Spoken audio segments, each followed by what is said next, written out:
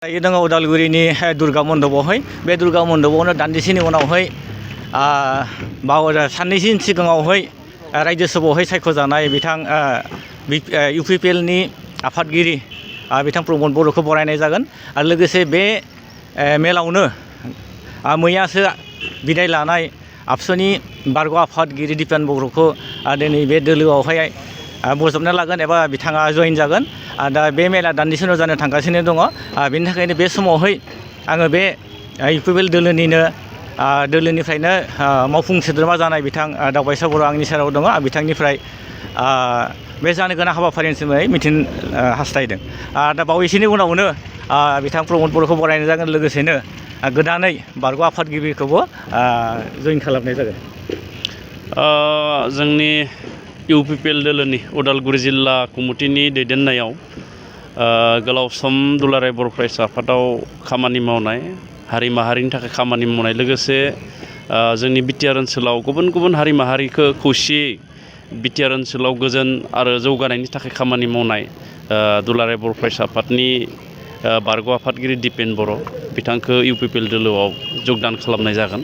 लोगोसेयैनो उदालगुरि जिल्ला UPPLआ गोदानै सायख'जानाय रायजो सभानि MP, लोगोसे जोंनि बिटिआरनि बारग' CEM आरो UPPL दोलोनि आफादगिरि मुस्रि प्रमद बर' बिथांखौबो दुंब्रुदै बरायगोन। दा बे हाबाफारिखौ नैबे उदालगुरि जिल्लानि सोहोराव थानाय दुर्गा मण्डपाव लानाय जादों। दान्दिसे उनावनो बे हाबाफारिया जागोन। जोंहा उदालगुरि जिल्लानि गुबुन गुबुन थावनिनिफ्राय UPPL दोलो लोगोसे इन्टेलेक्सुयेल बिथांमोना फैगासिनो दङ आरो रायजो सभानि MP एबा जोंनि दोलोनि आफादगिरि प्रमद बर' बिथाङाबो फैगासिनो दङ। दा बेखायनो दिनै जोंनि UPPL दोलोनि थाखाय जोबोद मोनसे गोजोनथाव सान आरो दुलाराय बर' फरायसा बायदि मोनसे हारिनि सिनस्रि आफादाव खामानि मावनाय सासे राफोद दैदेनगिरिखौ जों UPPL दोलोआव मोननाया जोंनि थाखाय खोब मोजांनि बाथ्रा।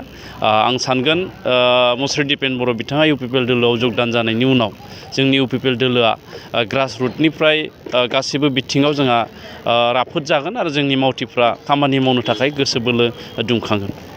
दिपेन बर'जों लोगोसे आरो सोरबाफोर जयेन जाफैगोन नामा? आनसलिक लेभेल आरो जिल्ला लेभेलनि खैजोनमान बिदिनो जानायनि खोथा, लोगोसे माखासे गुबुन गुबुन दोलोनिफ्राय हयथ' दिनैनि उनाव जयेन जागोन। बिदि जयेन जानायनि हाबाफारिखौ जोङो लालांबाय थागोन। फैगौ आसाम आयेन आफादनि जा बिसायख'थि जानो थांगासिनो दङ, बेयावहाय जाय बिथांमोना दारायगोन बिनि लिस्टखौ दासिमबो UPPLआ होआखै। नाथाय मैया बिथां दिपेन बर'आ बुंदों बिथाङा नैबे उदालगुरि बियाबनिफ्राय दारायगोन। बे बेलायाव नोंथाङा मा बुङो?